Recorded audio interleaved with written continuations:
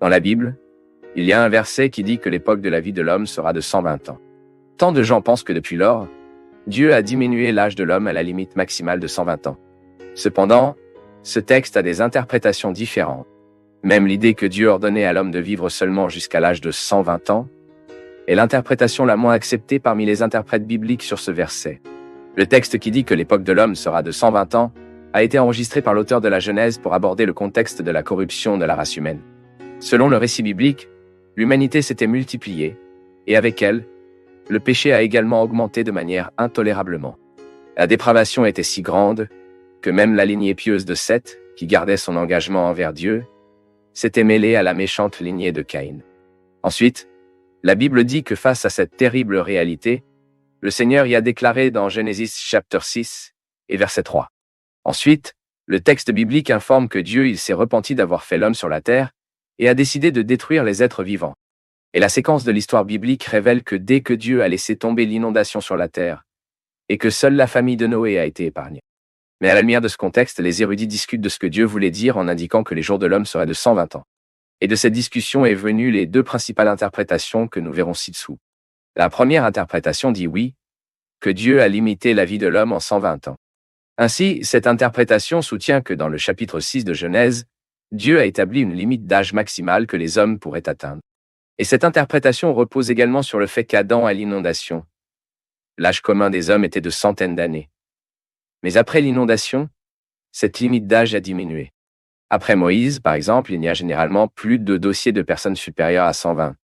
Mais la grande difficulté de cette interprétation est précisément le fait que même après cette présumée limitation de l'âge de l'homme en 120 ans, plusieurs personnes ont longtemps continué à vivre plus de 120 ans. Jusqu'à l'époque d'Abraham, il était apparemment courant que les gens surmontent cet âge. Abraham lui-même, par exemple, a vécu jusqu'à l'âge de 175 ans. Isaac, son fils, a vécu jusqu'à 180 ans. Déjà, le petit-fils d'Abraham, Jacob, est décédé à l'âge de 147 ans. Il semble donc assez étrange que pendant des siècles, les gens aient continué à atteindre les âges de plus de 120 ans, malgré la limite établie par Dieu. Face à cette faiblesse, la deuxième interprétation se produit que Dieu a établi 120 ans comme limite au repentir. Bien qu'il soit vrai que l'espérance de vie d'un individu a diminué notamment après l'inondation, les 120 ans cités dans Genèse 6, verset 3, se réfèrent peut-être à autre chose. En fait, il est largement accepté parmi les érudits qui, en disant que ces jours seront de 120 ans, Dieu n'établit pas une limite à l'espérance de vie d'une personne, mais accorde une occasion de repentir à l'humanité, avant que son jugement ne soit perdu.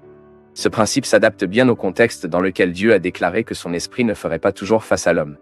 Ici, le mot soutien traduit un terme hébreu de sens difficile, mais fondamentalement, le texte biblique informe que face à l'attention humaine, l'esprit divin de vie serait supprimé, et l'homme qui est chair trouverait la destruction.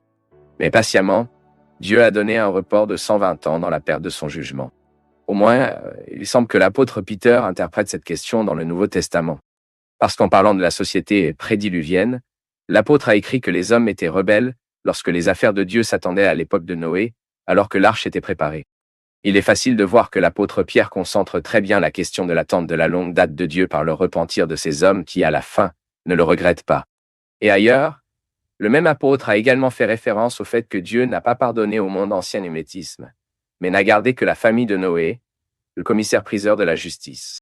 Voyons ce que l'apôtre écrit dans sa deuxième lettre, chapitre 2, entre les versets 4 et 6. Car si Dieu ne pardonnait pas les anges qui ont péché, mais les ayant jetés en enfer, il les a remis aux chaînes sombres, étant réservés à le jugement.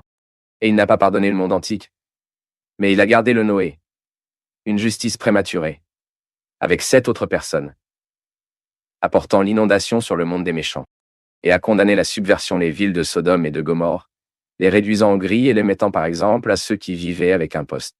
Le verset qui nous importe la plupart ici dans la discussion de ce thème est le verset 5, mais notez que le sujet de base traité par Peter en général est précisément la question de la vie de la méchanceté. La méchanceté des anges qui ont péché, la méchanceté des hommes du monde antique qui vivaient sans aucun doute, tandis que Noé prêchait la justice et la méchanceté des citoyens des villes de Sodome et de Gomorrhe. Tout cela, selon l'apôtre Pierre, a trouvé la destruction. À propos de tout cela, il y en avait un assez. À propos de tout cela, le jugement de Dieu a été réduit. Inondation. Que nous pouvons extraire de ce texte, c'est un rappel que Dieu est heureusement patient, Mais il y a aussi une limite à la patience de Dieu. Pour vous qui avez regardé jusqu'ici, et si cette vidéo vous a aidé de quelque manière que ce soit, partagez-la avec quelqu'un d'autre afin que d'autres personnes puissent également mieux comprendre la parole de Dieu. Et laissez également votre commentaire en parlant de l'interprétation que vous croyez, qui explique le verset biblique mieux qui dit que les jours de l'homme seront de 120 ans.